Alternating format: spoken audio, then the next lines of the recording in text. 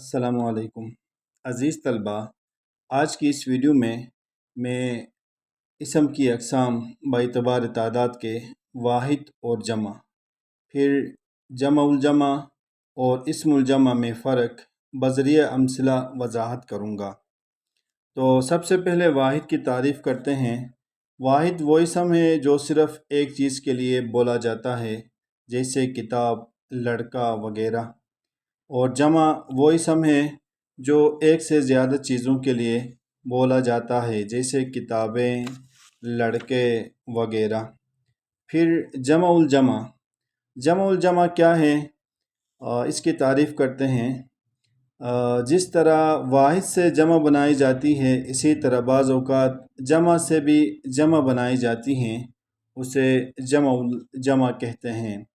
جیسے کچھ مثالیں ہیں، دوا یہ واحد ہے، اس کی جمع ادویہ ہے، اور پھر جمع الجمع یہ ادویات ہیں۔ اسی طرح ایک اور مثال خبر ہے، یہ واحد کی مثال ہے، اور اخبار یہ جمع ہیں، اور اخبارات یہ جمع الجمع ہیں۔ اسی طرح ایک اور مثال وجہ، یہ واحد کی مثال ہے، وجوہ یہ جمع الجمع ہے، اور پھر جمع الجمع کی مثال ہمارے پاس وجوہات ہیں۔ اب آئیں اسم الجمع کی تعریف کرتے ہیں کہ اسم الجمع یہ کیا ہے۔ تو بعض اسم ایسے ہوتے ہیں جو دیکھنے میں واحد معلوم ہوتے ہیں، لیکن معنوں کے لحاظ سے جمع ہیں۔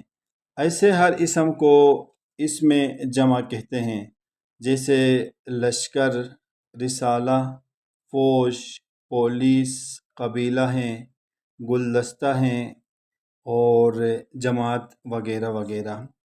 اور پھر ایک اور بات، جمع اور اسم جمع میں کیا فرق ہے؟